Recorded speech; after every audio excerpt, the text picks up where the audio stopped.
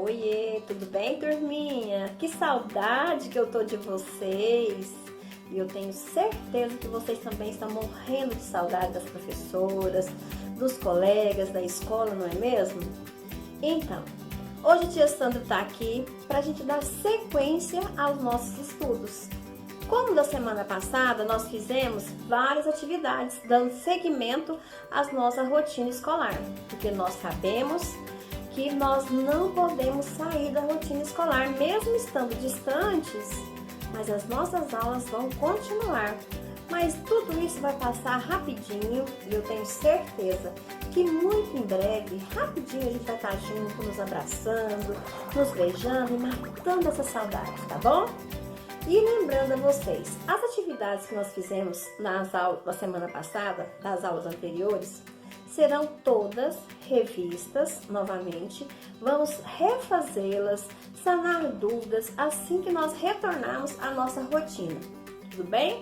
Então não se preocupem, porque todas as atividades serão novamente explicadas e vão ter novamente a oportunidade de sanar suas dúvidas que existiram. Mas pelo que eu tô vendo, não tá tendo dúvida, que vocês são muito espertos e estão de parabéns, tá bom?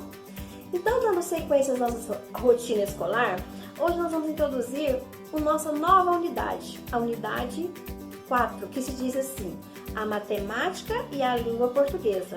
Está lá na página 108 do nosso livro didático. Essa página vem falar o quê? Por que esse título? A matemática e a língua portuguesa. Nós já sabemos por quê, não já? Nós sabemos que não só a matemática e a língua portuguesa estão juntas, trabalham juntas, como também todas as outras disciplinas. A matemática, ela está presente em todas as disciplinas, em língua portuguesa, em geografia, em história, em ciências, ou seja, a matemática faz parte da nossa rotina, da nossa vida, em tudo. Desde a hora que a gente levanta até o momento de deitar, nós estamos sempre usando a matemática, não é mesmo? Nós já falamos sobre isso. E hoje, dando sequência à nossa unidade 4, nós vamos ver por que veio esse título, né? A matemática e a língua portuguesa. Porque esse conteúdo que nós vamos ver hoje, ele está geralmente associado à língua portuguesa, que é o gráfico. Nós já fizemos algumas atividades em sala sobre gráficos e hoje a gente vai ver um pouquinho mais detalhado o que vem a ser o gráfico. Esse gráfico aqui, esse modelo de gráfico, é o que nós vamos estudar nessa unidade.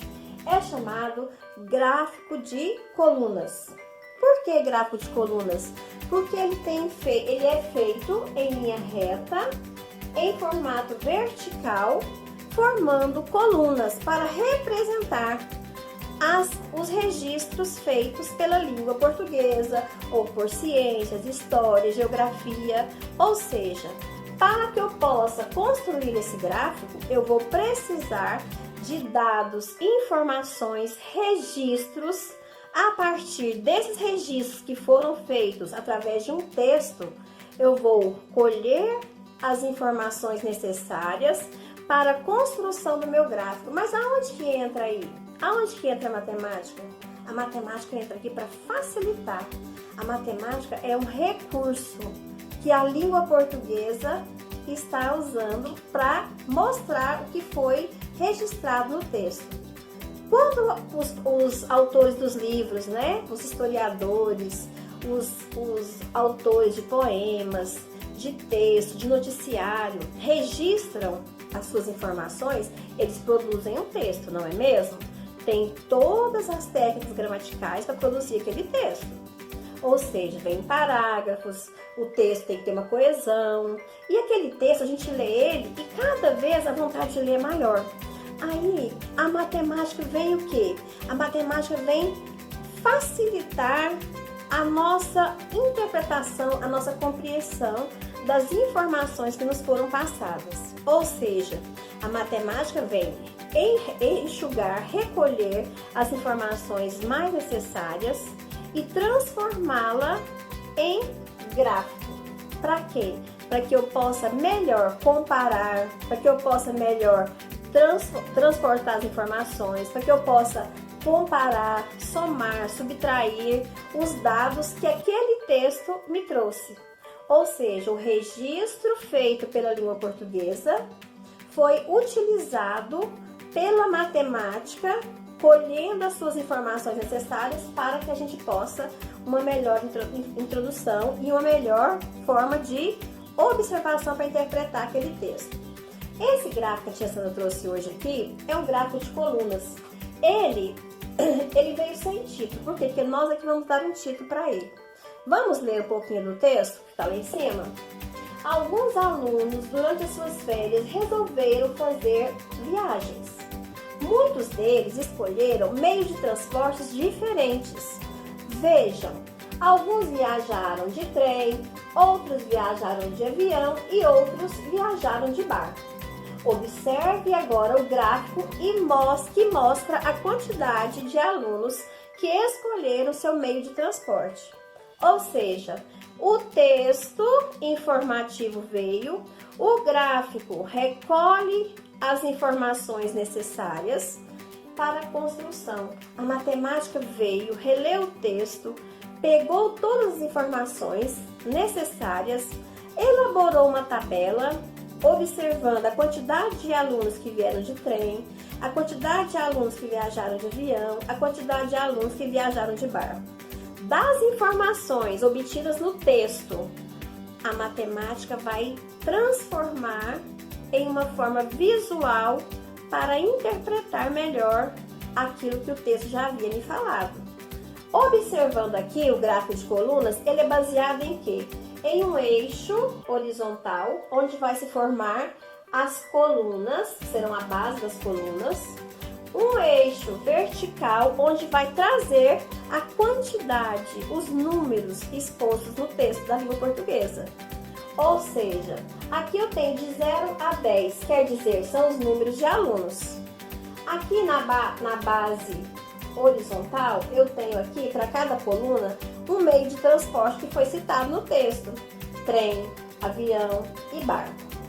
Depois de ter lido tudo isso, quando eu olho no gráfico, facilita mais ainda a minha interpretação da leitura.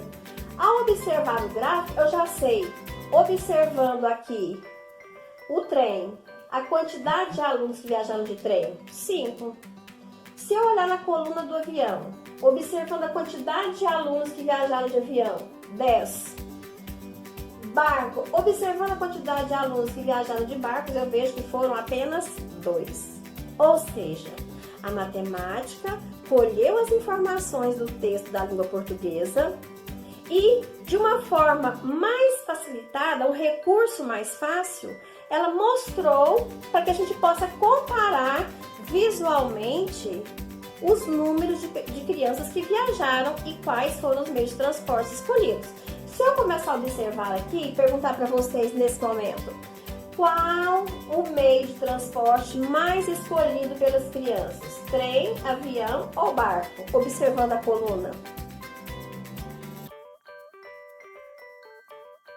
Logicamente, vamos falar que foi avião, porque a coluna mostra uma quantidade maior de alunos, 10 alunos.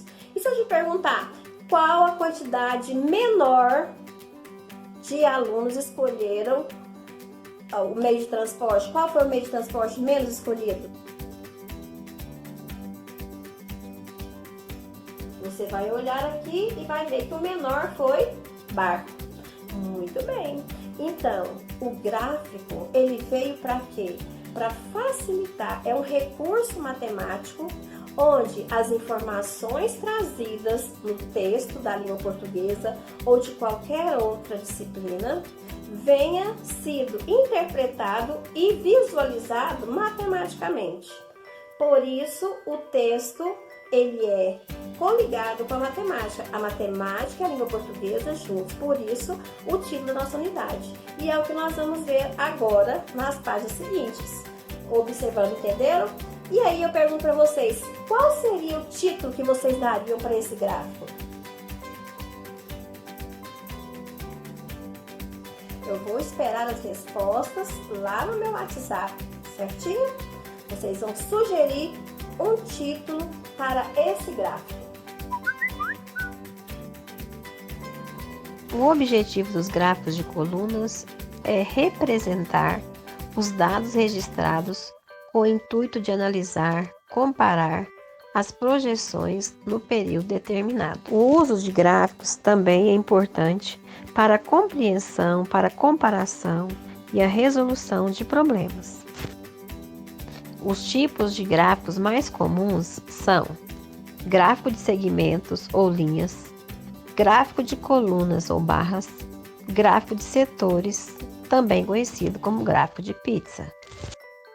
Observe e analise aí alguns gráficos de colunas com diversos títulos diferentes para que você possa observá-los.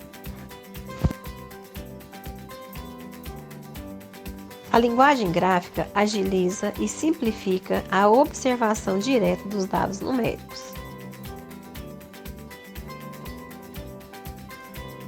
Então, crianças, como nós vimos, né? A matemática, ela é uma fonte muito rica de meios que facilitam a vida do homem. Assim como os gráficos, vocês viram também que além dos gráficos de coluna, existem outros gráficos. O gráfico de pizza, que é aquele redondinho, o gráfico de linhas, o gráfico de barras, né? Inúmeros gráficos e formas de representar as informações que nos são trazidas através dos textos. Então agora, já que você está craque, você é fera, que eu sei que você é muito inteligente, você agora vai fazer para a tia Sandra as atividades da página 110 até a página 120, ok? Da página 110 até a página 120, vocês vão fazer estas atividades, ou seja, são atividades de interpretação de texto. E aí, quando retornarmos, nós faremos sim a correção e sentaremos em círculo, né, para contar como que foi essa experiência. E eu tenho certeza que vai ser maravilhosa, que vocês irão adorar, tá bom? Então, eu aguardo vocês até a próxima videoaula. Um beijo da tia Sandra, amo vocês, até breve.